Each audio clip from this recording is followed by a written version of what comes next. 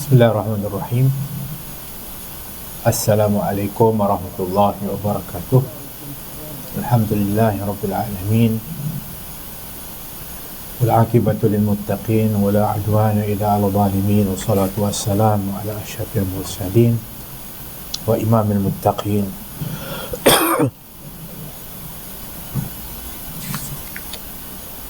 Sayyidina wa lana Muhammadin wa ala alihi wa sahbihi ajma'in. Subhanaka la ilma lana illa ma 'allamtana innaka antal alimul hakim. Wa la hawla wa la quwwata illa billahil aliyyil azim. Amma ba'd. Nawaina ta'alluma wa ta'lim wa tadhakkura wa tadhkir nasfa al-istifa' al-istifadah wa la hatta ala tamassaki bi kitabillah sunnati rasulih sallallahu alaihi wasallam wa du'a ila al-huda wa dilalata ala al-khair wa ibtigha wajhillah mardatihi wa qurbihi wa thawabihi subhanahu wa ta'ala. Wa alamana wa hujjatul islam al-imam Abu Hamid al-Ghazali wa ulama il-amilin wa awliya as-salihin wa yanfa'una bihim wa bi asrarihim wa anwarihim wa barakatih nafahatihim fid dini wa dunya wal akhirah. Al-Fatihah.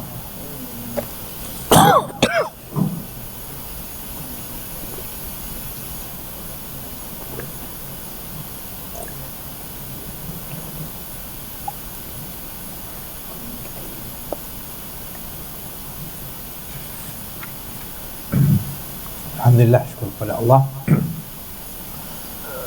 Bersama menyambung perbahasan kita Bidatul Hidayah, kita sampai kepada perbahasan riwayat tentang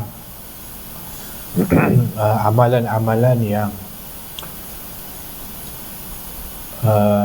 naik kepada Allah Subhanahu Wa Taala melalui kepada setiap daripada pintu langit akan ditapis, ya. Jadi oleh kerana itu bukan mudah sebenarnya amalan kita ini nak diterima. Oleh kerana itulah kita kena berusaha ketika melakukan ibadah dan amal soleh ini. Yang pertama sekali, berusaha untuk melaksanakan dengan seikhlas-ikhlasnya, kerana itu adalah merupakan syarat utama amalan itu diterima oleh Allah. Yang kedua, dilaksanakan dengan sebaik-baiknya, kan? Jangan buat sambil lewa. Jangan buat, kita kata, seperti melepaskan batuk di tangga. Yang ketiga, buatlah dengan bersungguh-sungguh, nampak kesungguhan kita melakukan amal itu, serta bersihkanlah diri dan hati serta niat dan perasaan daripada perkara-perkara yang tak baik. Baik.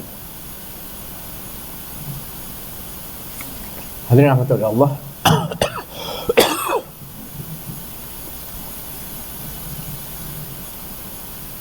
Sampai ke muka surat yang ke 150, ya. Ya. Nombor 1. Yang sampai kepada maka hendaklah engkau renungkan baik-baik, ya. Itu betul, kata Al-Imam Al-Ghazali rahmatullah alaihi, nafa'alallah bi ulumihi fid dharain, amin. Maka hendaklah engkau renungkan baik-baik perkara yang terkandung di dalam hadis ini. Wahai orang yang gemar kepada ilmu pengetahuan, dan ketahuilah bahawasanya sebesar-besar sebab yang dapat mengukuhkan perangai yang jahat di dalam hati ialah menuntut ilmu dengan tujuan hendak menunjukkan kelebihan dan dengan tujuan supaya pandai bercakap. Kerana orang awam, yakni orang yang tidak berilmu, adalah agak lebih jauh daripada perangai-perangai yang jahat. Dan orang yang mencari ilmu adalah menjadi sasaran penyakit-penyakit hati yang dapat membinasakan.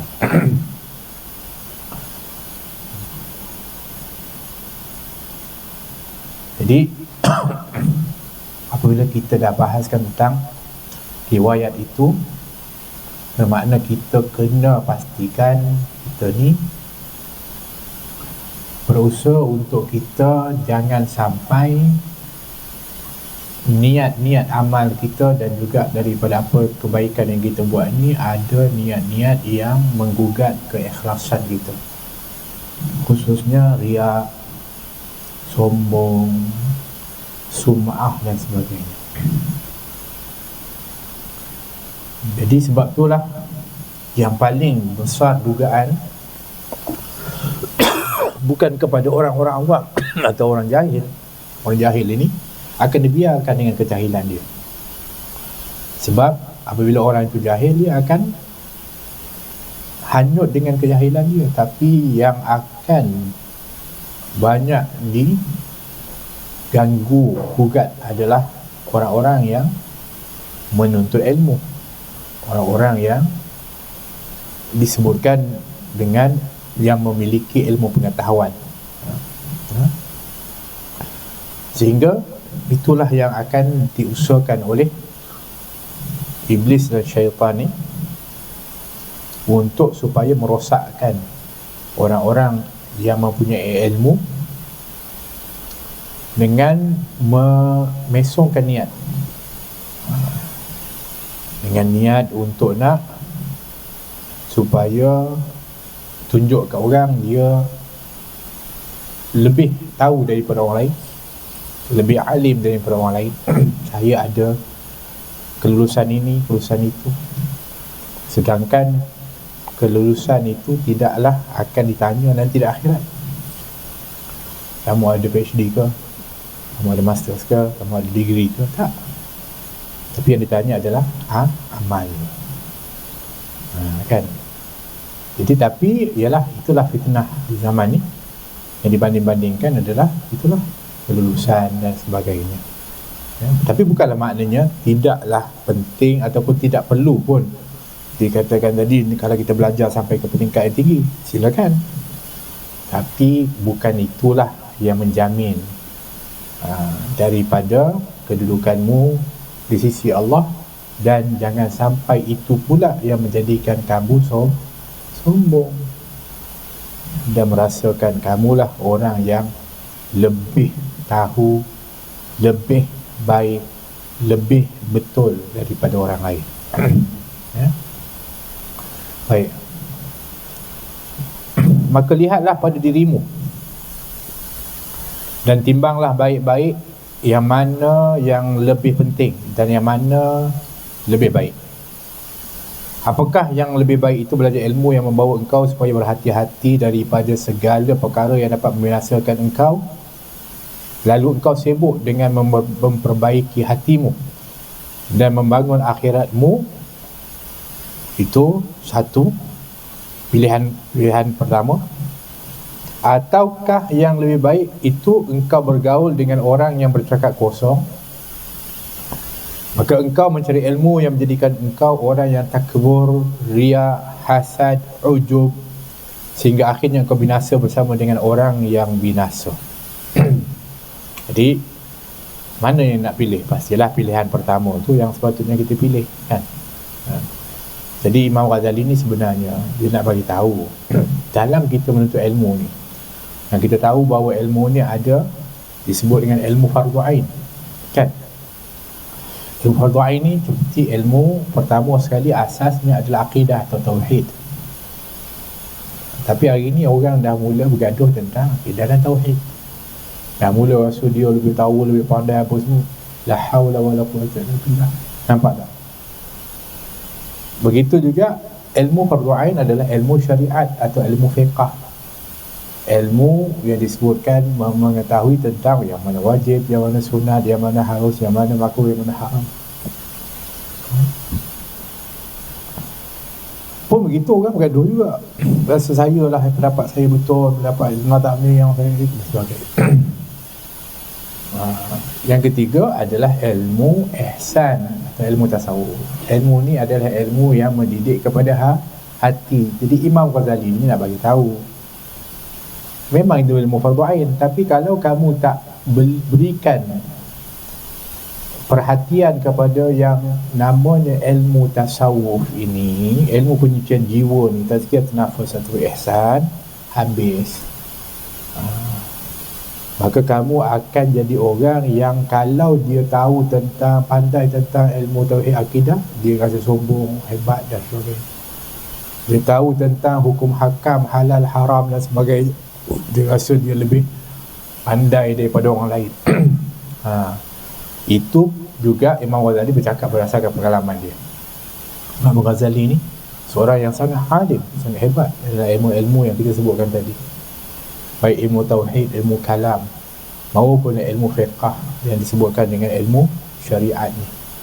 Sehingga beliau dilantik menjadi rektor di satu universiti yang utama pada zaman dia, iaitu Madrasah Nizamiyah di Iraq, satu madrasah yang paling agung pada waktu tu. Dia jadi ketua dia, bayangkan.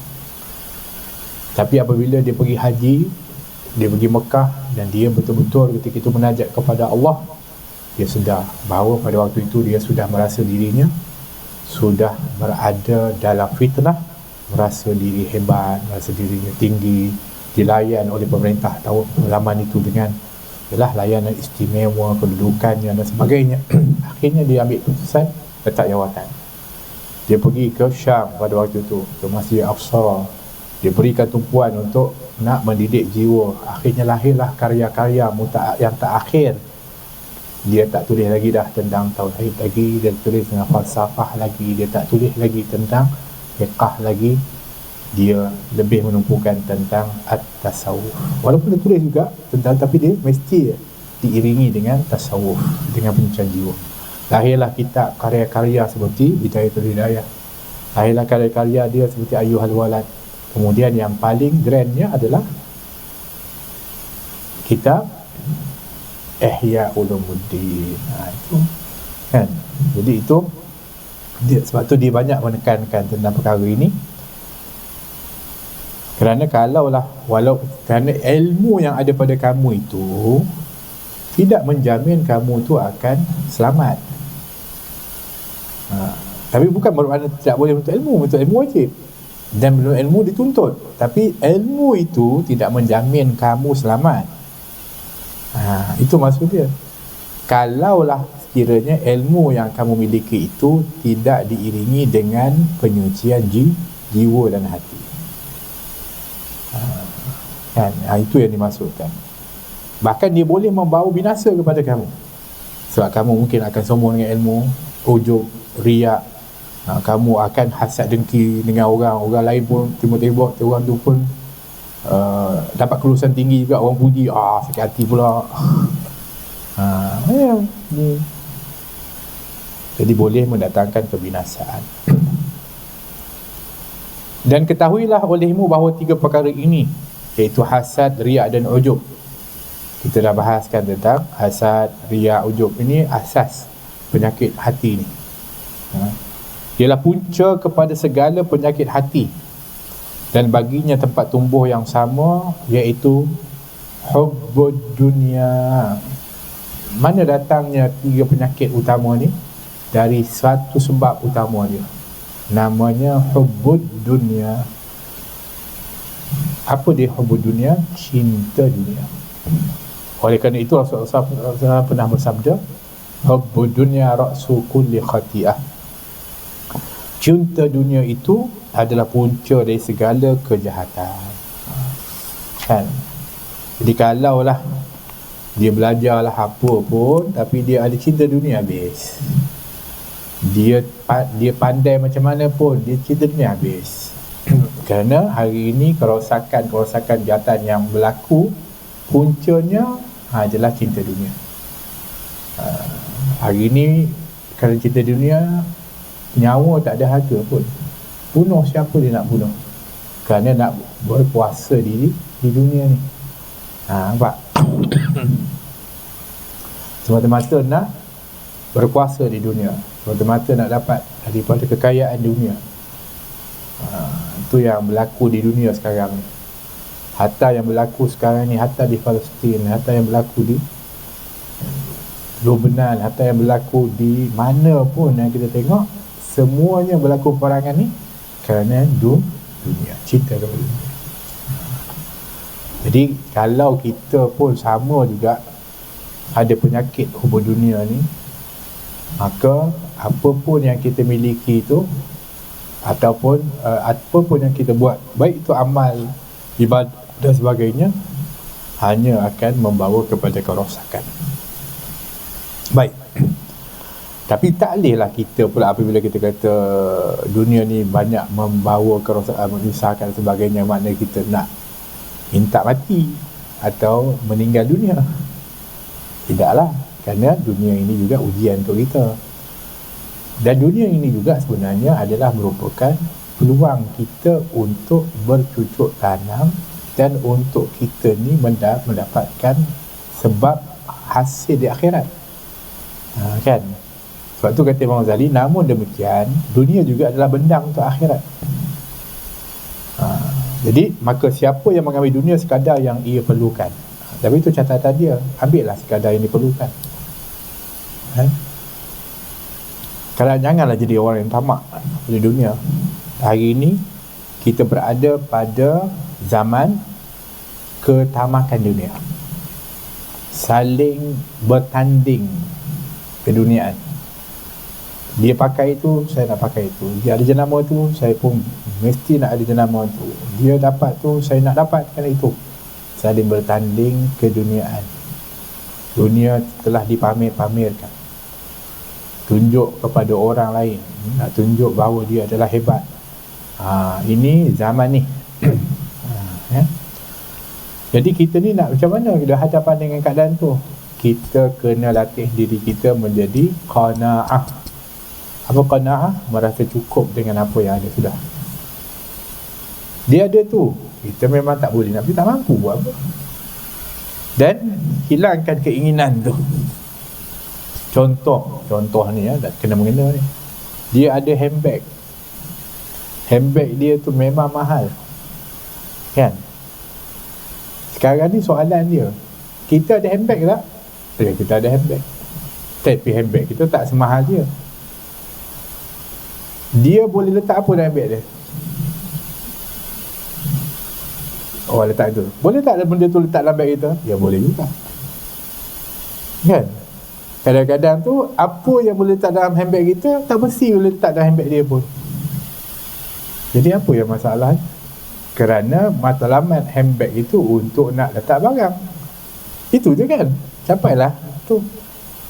Tak ada pun sebab kita nak kena, kecuali kalau memang kita beli agak mahal ke ataupun tu adalah untuk dia tahan je. Kita panggil alah membeli pakai, itu je. Bukan kerana semata-mata jenama dia. Itu. Ya, sebab tu salah satu yang dibenci oleh Allah Subhanahu Wa Taala adalah disebut dengan orang yang suka membazir. Bukan membazir ni maksudnya boros. Orang yang boros itu adalah orang yang dibenci oleh Allah. 3 orang jenis orang yang dibenci oleh Allah, salah satunya adalah orang yang boros. Nah, boros maksudnya tu lah, dia buat apa nak beli yang sampai itu, bukan ke, yang lebih pelik lagi. Ini tak kena-kena juga dia beli mahal, dia tak pakai pun. Kan? Dia letak kat rumah. Untuk apa? Untuk kepuasan tengok, dah buat apa? Kan? Sedangkan kita tadi istilah alah beli melama makai, tapi tak pakai juga. Kalah sangat, kalah teruk tu orang ni.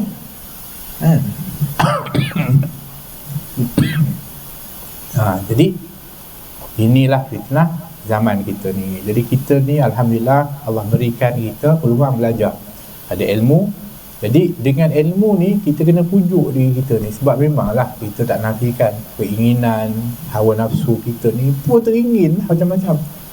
Tapi Allah beri taufik kepada kita, tak apa, aku nak kamu faham, masuk dalam majlis ilmu. Kamu dapat peringatan supaya kamu tak sama dengan ahli dunia yang lain. Betul-betul cara Allah nak beri kebaikan. Sebab tu dia kata, Nabi kata, barang siapa yang Allah nak berikan kebaikannya, Allah berikan kefahaman dalam agama. Itu maksudnya. Tiba-tiba kita belajar juga, pergi kelas juga, sama juga keinginnya, lumba juga dengan orang lain. Sayang. Kan? Jadi janganlah, kita tak perlu pun. Dan banyak lagi sebenarnya peluang kita nak dapatkan daripada dengan harga yang mahal tu untuk kita infak sedekah. Untuk yalah, kalau contohnya harganya 10,000, sedangkan kita boleh beli handbag 1,000, 9,000 kita infak, berapa banyak kita dapat? Contohlah kan. Tapi yalah, kerana yang namanya sedekah dan infak, dia punya balasan ghaib, tak nampak. Yang tu fizikalnya ada. Jadi itulah dia kembali kepada iman. Kerana iman itulah yang meyakinkan kita ada balasan tu, walaupun tak nampak dengan zahir mata kita. Ya? Baik. Jadi tak bolehlah pula kita, kalau kita kata pasal dunia ni dia fitnah banyak apa semua, kita nak buang dunia semua. Taklah, kita dah duduk kat dunia, kita kenalah jalani kehidupan dunia tu. Sebab tu ada seorang mengeluh kepada Sayyidina Ali tentang dunia. Dia mengatakan, dunia ni tak guna, dia memang ini. Sayyidina Ali dengar dan dia kata, kenapa? Dia kata, itulah sebenarnya aku ni sebelum ni ada peniaga dan ada usaha, tapi tengok-tengok rugi. Aku benci betul lah dengan dunia apa semua ni. Kata Sayyidina Ali, kamu benci dunia bukan kerana fitnahnya, tapi kerana kamu tak dapat. Sedangkan kamu tahu tak, dunia ini ada kebaikannya. Bukankah dunia ini juga, bumi ini juga tempat musallahnya, tempat solatnya para Nabi dan Rasul, tempat zikirnya ahli-ahli zikir, tempat jalannya orang-orang yang berdakwah di jalan Allah. Nampak? Bukannya kita lah yang bentuk tempat tu elok tak elok. Bukan masalah bumi, dunia tu. Dunia tu macam tu lah. So kalau kita bentuk dia baik, jadilah baik. Tapi kalau kita yang terhanyut dengan dia, sebab tu dunia ni kalau kita kejar, dia sifir begitu. Kita kejar, dia lari daripada kita. Tu handphone kan sekarang apa? Berapa 16 apa? 16. Kau kejar lah 16 tu. Sebelum ni pakai dah 11, 12, 14 lah sekarang ni, 15, 16 buah nak kejar 16. Kita dapat 16, dia begitu keluar 17, kejar pula. Dia lari, dia akan lari. Dia tak ada tunggu kita, dia lari. Tapi kalau kita kejar akhirat, dunia kejar kita. Kita lari daripada dunia kejar akhirat, dunia tu kejar kita. Contoh, ada ni saya nampak sendirilah. Tapi yalah, ini kalau orang tak salah faham lah kan. Orang yang soleh, orang alim, dia tak risau pun. Tapi setiap kali telefon tu keluar baru, dia datang, ada orang datang, Syekh ni saya nak hadiahkan telefon. Dia tak nak pun, dia tak ada apa duit. Orang bagi, dunia kejar je. Kereta orang bagi, pakailah Syekh, tolonglah pakai kereta saya, kereta. Dia tak ada, dia tak tengok, dunia kejar dekat. Tapi kalau kita start kejar dunia, memang tak larat kita kejar, lari dia. Sebab tu kita kena letak dunia tu kat tangan kita, jangan letak kat hati kita. Sebab kalau dia letak kat hati ni susah, letak kat tangan, supaya kalau dia terlepas ke, tak ada masalah, tak rasa kat hati. Ini letak kat hati, terlepas dia, dia punya sakitnya tu. Kan, ini cara dia. Betul. Baik. Jadi maka siapa yang ambil dunia sekadar yang ia perlukan, ambil sekadar perlukan, iaitu sekadar digunakan untuk sampai ke negeri akhirat, maka dunia yang seperti ini adalah ladang akhirat. Tetapi siapa yang mengambil dunia hanya semata-mata untuk mencari kesedapan dan kebahagiaan, maka dunia itu pasti akan membinasakannya. Inilah sedikit sebanyak yang kami sebutkan dan bicara takwa yang zahir yang merupakan permulaan jalan dalam menuju hidayah. Jadi semua daripada awal perbahasan tentang amalan-amalan yang sepatutnya sudah kita mulakan langkah-langkah amal itu daripada bangun tidur kita sampailah kita tidur balik, yang mana di antaranya ada zikir, di dalam antaranya ada daripada amal-amal, di situ ada ibadah-ibadah.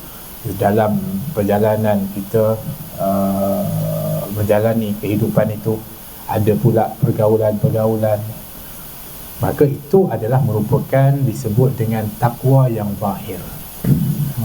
Jadi zikir yang kita ucap, ibadah yang solat dan puasa, haji, zakat itu adalah zahir yang kita kena tunaikan, kan? Semua tu dipanggil takwa zahir. Takwa zahir. Yang merupakan permulaan jalan dalam menuju hidayah. Jadi kita kena start lah. Jangan kita jadi orang yang mengatakan, kenapa kamu tak amal buat nampak ni? Tak, amal itu di dalam hati. Susah. Sedangkan dia kena ada takwa yang zahir juga. Takwanya ada takwa zahir, ada takwa batin. Golongan-golongan yang disebut dengan batiniyah ataupun orang yang ahli batin ni, itu masalah dia. Kalau dia hanya menitik, bukanlah masalah menitik beratkan batin tu bagus, tapi dia tak menitik beratkan yang zahir pun. Maksudnya zahir tak buat, sehingga akhirnya timbullah daripada fahaman kita tak perlu solat, cukup dengan hati saja. Tu dah habis. Buruk sangat lah tu. Kan?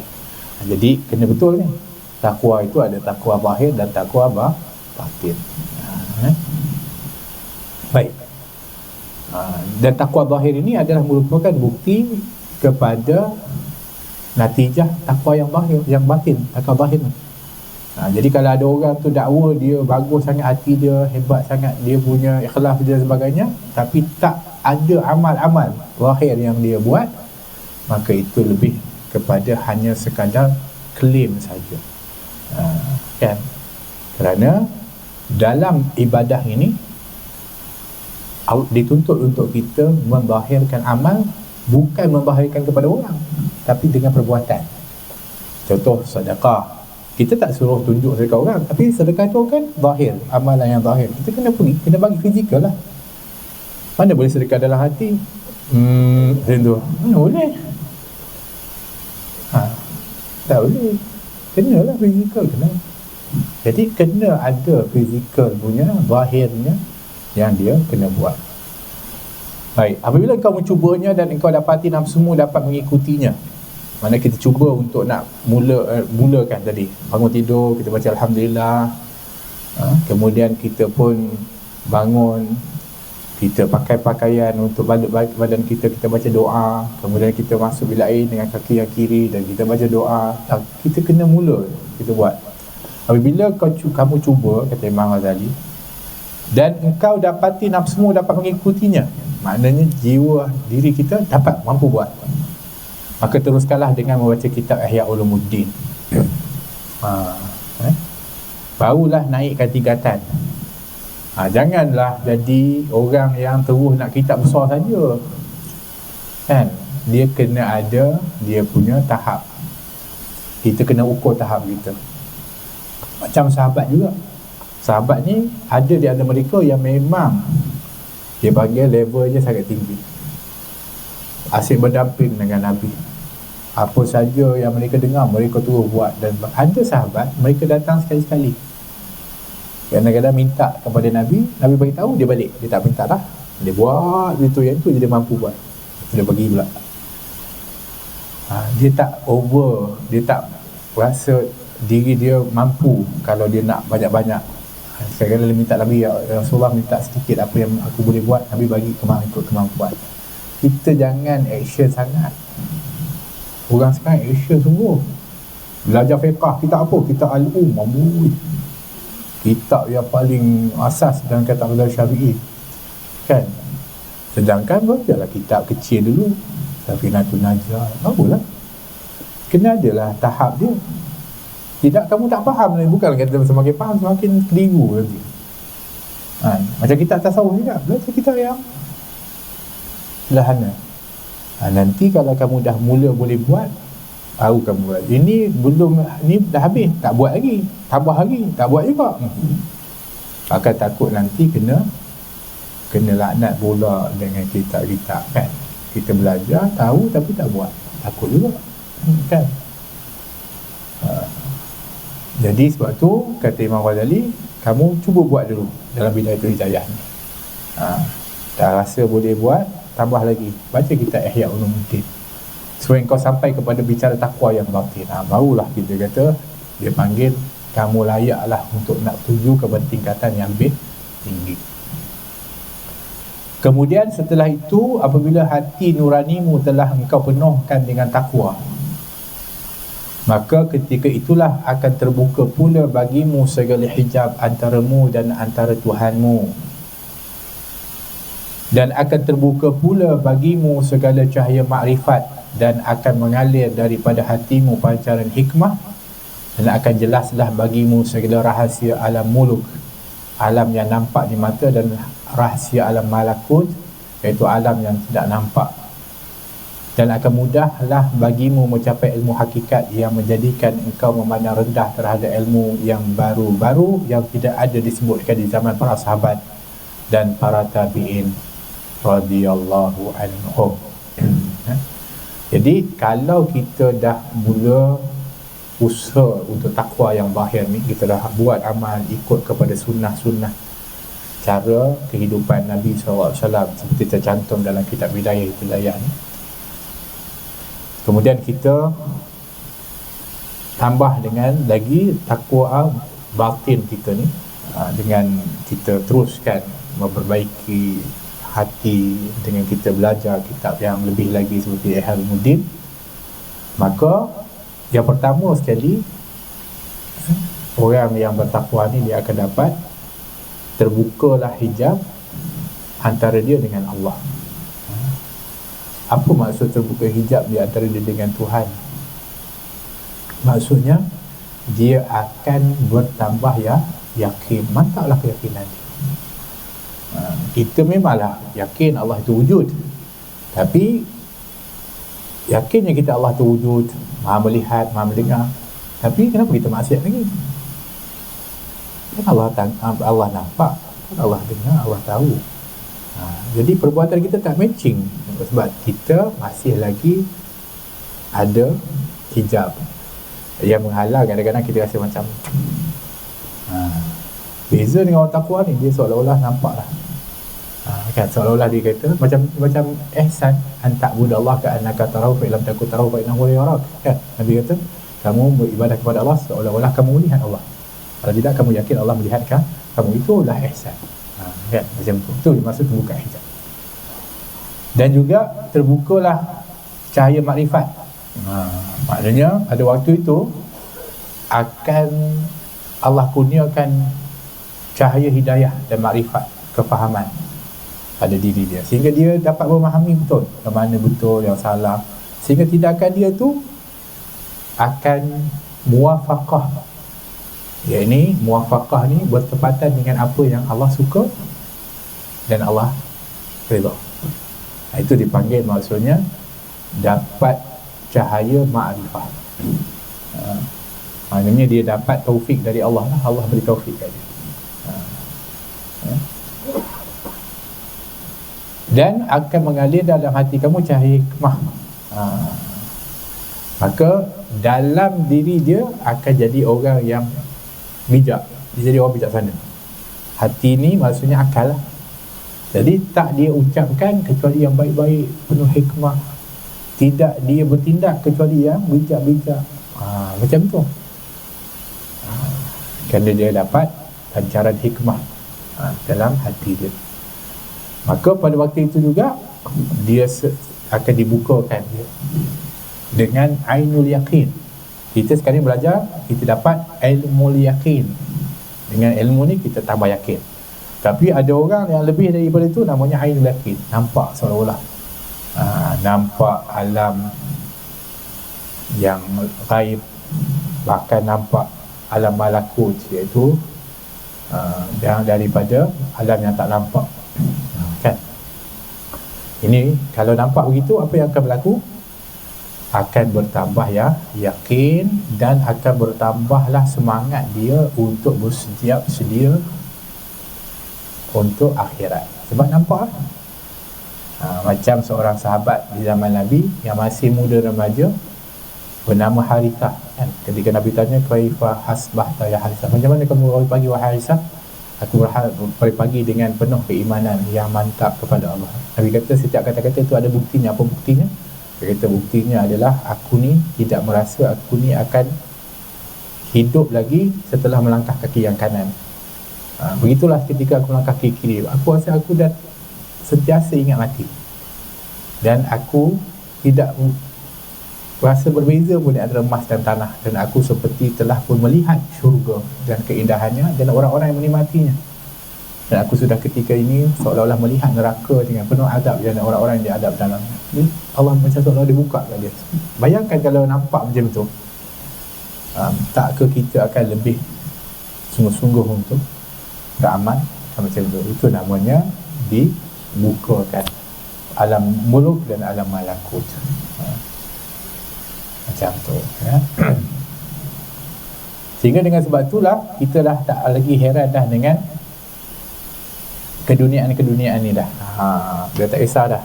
Orang lain semua sibuk dalam dunia, dia tak kisah. Bukanlah dia tak bekerja, bukan maksud tak bekerja, bukan maksud tak berikhtiar, bukan maksud tak dia cari semua kehidupan, dia cari. Tapi dia tidaklah seperti orang lain yang menjadikan itu sebagai matlamat kehidupan. Bagi dia tak hanya keperluan saja, kan? Itu. Baik. Dan jika engkau menuntut ilmu qila wa qala, artinya ilmu perdebatan dan ilmu perbalahan dan khilafiyah, maka alangkah besarnya musibahmu dan alangkah panjangnya kesusahanmu dan alangkah besarnya kehilanganmu. Imam Ghazali dah warning banyak kali dah tentang berdebat ni. Kalau boleh janganlah berdebat, susahlah, kan? Kadang-kadang ada orang ni semata-mata dia study, belajar tu semata-mata nak debat dengan orang. Sedangkan apa faedah dia? Untuk kita mendekatkan kebenaran. Soalan yang perlu kita tanya sekarang ni, dalam perdebatan tu, betul ke ada kebenaran yang ditegakkan? Adalah, mesti. Yalah, kalau ada debat antara dua, mesti ada orang yang betul, ada salah. Tapi soalan dia, orang yang salah ni ikut tak benar tu? Ataupun dia merasa dialah yang benar, orang tu lah yang salah, dan dia merasa dialah yang menang, orang itulah kalah. Masing-masing rasa menang, masing-masing rasa betul. Pengikut pun tak berganjak agak. Saya dah memang saya ikut dia, lantaklah apa pun jadi dalam perdebatan tu. Apa faedah? Tak ada faedah. Bahkan yang lebih bahaya adalah susulan dari perdebatan, dari pertengkaran itu disusuli dengan caci maki, dengan merendahkan, dengan habis, kan? Akhirnya berdebat tadi tentang Allah, contohlah, maksudnya tentang tauhid, ini akidah, hebat, tapi masing-masing tak ada pun berpegang kepada akidah pun, tak kisah pun Allah tu Maha mendengar, Maha mengetahui, Allah SWT melarang kamu untuk, tak ingat pun. Cerita pasal akidah, kisah pasal tauhid. Berdebat tentang hukum hakam, tahu tentang haram, takkan tak tahu haram pasal bercakap, mengumpat orang, mengata orang, tahu. Jadi tak ada faedah, bahkan lebih memburukkan keadaan. Imam Ghazali dah pengalaman lama dah, dia duduk zaman tu, macam-macam perdebatan dia dah lalui. Lepas tu dia tinggalkan tu. Tak apalah, orang nak cakap aku ni penakut apa gitu, tak nak. Aku nak berikan ilmu manfaat ke orang, itu je. Guru saya sampai sekarang tak ada berdebat orang. Orang kata dia macam-macam, cakap ini apa, dia datang dakwah, ta'alah kamu kepada Allah, senang je. Dia cakap ajak orang kepada Allah, kita kena kembali kepada kebenaran, kita ini ikut Rasulullah. Itu orang cakap dia salah pun tak ada, tak jawab. Dia risau. Sebab apa? Sebab buang masa ni, semua adalah gangguan-gangguan yang buang masa. Kita nak ajak orang kepada Allah dengan kebenaran, dengan Al-Quran, dengan sunnah Nabi SAW, dengan ijma', dengan yang benar. Janganlah kita ni sibuk lah dengan benda-benda macam tu.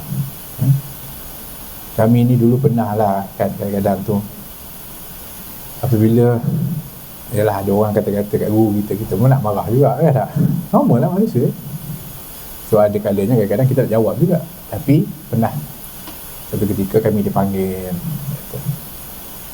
satu je perkataan dia kata, saya ajar kamu ilmu untuk kamu dakwah, ajak orang kepada Allah dan ikut kepada Nabi SAW. Saya tak ajar kamu untuk bela saya. Saya ajar kamu ilmu bukan untuk bela saya. Kita pula kena marah. Subhanallah, tengok. Yang orang ada ilmu, orang dia, saya ajar awak bukan untuk nak bela saya. Dan hari ni minta maaf, kadang-kadang tu guru ajar supaya dia dibela oleh guru dan murid dia. Salah. Ilmu ni untuk kita ajar orang kepada Allah, kepada Rasul. Itu je.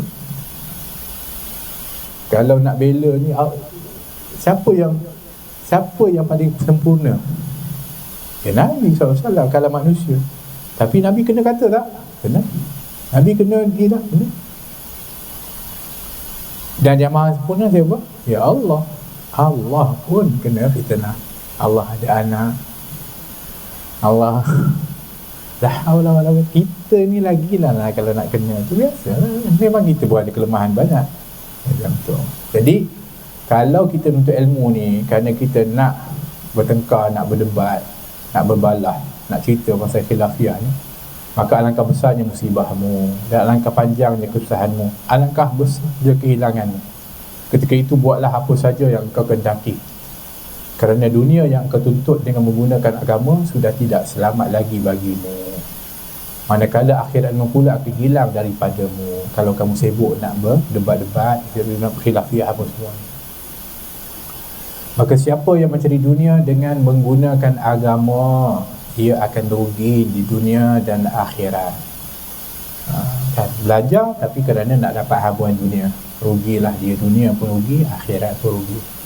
Orang pun akan pandang rendah dengan orang macam ni, kan? Kat dunia pun orang pandang rendah juga. Dia tu apa lagi, sayang, tapi latar belakangnya ilmu, kan? Ada. Orang mulalah memperkecilkan. Tapi yang sedihnya, orang ni kadang-kadang dia pun kecilkan orang tu. Dia kecilkan dengan ilmu sekali, dia pandang rendah juga. Nampak tak? Kerana orang ahli ilmu yang mahu fitnah kepada ilmu tu. Dengan sebab apa? Dia gunakan ilmu tu untuk dunia. Dan siapa yang meninggalkan dunia dan memberi penumpuan kepada agama, pasti akan untung kedua-duanya sekali. Tapi kalau dia memang untuk ilmu, untuk dia ni betul-betul beramal dengan agama dan ajak orang kepada agama, dia tak peduli tentang dunia ni. Tak apalah orang nak kata nak buat bagi apa ke, tak ada. Masya Allah, dia akan untung dunia dan juga akhirat. Dua-dua dia dapat. Jadi kalau kita ni nak keuntungan yang sebenar, maka kita berilah tumpuan kepada agama ni. Ya. Maka inilah kata-kata petunjuk untuk engkau memulakan perjalananmu pada bermuamalat dengan Allah Ta'ala dan menunaikan segala suruhannya dan menjauhkan segala larangannya. Jadi apa yang dibicarakan dalam bab ni daripada awal sampai sekarang yang kita ada ni adalah muamalah kita dengan Allah. Itu hubungan kita dengan Allah. Apa kita nak buat dari bangun tidur sampai tidur, macam mana hubungan kita Allah dengan ibadah kita kepada Allah. Itu yang dibahaskan sampai muka surat 153. Sekarang aku akan sebutkan kepadamu beberapa petunjuk pula yang dapat engkau jadikan panduan dalam hidupmu di dunia ini bersama dengan Tuhanmu dan bersama dengan segala hamba-hamba Allah Ta'ala. Kemudian lepas ni barulah kemudian dia akan perincikan tentang bagaimana hubungan kita dengan Allah, dan khususnya juga tentang bagaimana muamalah kita dengan sesama makhluk atau sesama manusia. Sebab tu akhlak itu ada 3. Akhlak dengan Allah, kita buat ni semua ni adab dan akhlak kita dengan Allah. Akhlak dengan sesama makhluk, sama manusia, sama haiwan, sama pokok, semua. Yang ketiga adalah akhlak dengan diri sendiri. Ketiga ni, tiga-tiga ni kita kena berakhlak. Semuanya dah dipandukan oleh Al-Quran, oleh Sunnah, oleh Nabi SAW. Kita tinggal buat je, bukan susah pun. Dia yang susah ni sebenarnya kalau tak ada panduan. Paling susah sekali kalau kita nak buat sesuatu yang tidak ada panduan. Itu susah. Tapi kalau dah ada panduan, senanglah sebenarnya, kan? Kalau dah ada panduan, senang ke susah? Senang sebenarnya dah. Jadi sebenarnya Islam ni mudahlah, sebab semuanya dah ada panduan dah. Kerana Nabi kita Muhammad SAW telah pandu kita, dah tunjuk kita, dah contohkan kita semua perkara. Laqad kana lakum fi rasulillahi uswatun hasanah liman kana yarjullaha wal yawmal akhir wa dzakarallaha katsira. Telah ada bagi kamu dalam diri Nabi SAW dan kehidupan Rasulullah SAW itu suri tauladan ataupun contoh tauladan yang terbaik untuk orang-orang yang mengharapkan rahmat dan balasan ganjaran dari Allah, dan bagi orang yang nak selamat nanti di akhirat, dan hendaklah diiringi dengan banyak-banyak berzikir kepada Allah. Tapi asasnya adalah dengan menjadikan Nabi sebagai role model, contoh tauladan. Jadi simple, hidup Nabi simple, tak complicated. Kenapa? Sebab Nabi hidup sederhana. Kita ni yang jadi complicated sebab kita yang kadang-kadang complicated kan kehidupan kita tu. Kan itu je, kita yang menjadi complicated kan. Jadi kita yang menanggung susah. Dengan sebab tu kita cari pasal lah. Kita banyak cari pasal. Kurangkan cari pasal hidup kat dunia ni kan. Kita punya concern dan keutamaan adalah kepada Allah. Kemudian berbuat baik kepada manusia. Simple life, senang. Dalam kekeluargaan pun sebenarnya Nabi pandu simple kehidupan dia. Kan. Tapi kalau hidup dalam keluarga ni kita yang complicated kan dia, kita cari pasal. Tu yang macam-macam. Sebab kita yang cari pasal banyak kat dalam tu. Sama dah kat mana pun. Maka itulah yang sebenarnya kita perlu kembali balik kepada back to basic balik. Kan. Sebab kita dah kadang-kadang tu dah terlalu ialah kita punya kehidupan dah terlalu ke mana-mana dah. Jadi mudah-mudahan insya-Allah dengan panduan daripada para ulama yang telah mendalami kepada warisan ilmu yang diambil dari guru mereka sehinggalah kepada para sahabat dan juga Rasulullah SAW, maka mudah-mudahan kita dapatkan pesanan dan panduan itu sehingga mudah-mudahan kita dapat mengamalkannya, dan mudah-mudahan Allah menjadikan sebab dalam kita mendengar pesanan, nasihat dan untayan-untayan tulisan peringatan daripada ulama yang diiktiraf dan juga ulama-ulama yang muktabar ni. Mudah-mudahan Allah beri berkat dalam hidup kita, dalam umur kita, dalam masa kita. Allah berikan rahmat dalam kehidupan kita ini dengan dapat dipermudahkan dengan taufik hidayah, dapat beramalkan apa-apa yang kita belajar insya-Allah. Dan kita berdoa mudah-mudahan Allah Subhanahu Wa Taala memberikan peluang kepada kita untuk memperbaiki diri kita, kembali kepada Allah dengan hati yang sejahtera, sehinggalah Allah kurniakan kepada kita dengan husnul khatimah. Amin, Allahumma amin. Rabbana atina fid dunya hasanah wa fil akhirati hasanah wa qina adzabannar. Wa sallallahu ala sayyidina Muhammad wa ala alihi wa sahbihi wasallam. Alhamdulillahirabbil alamin.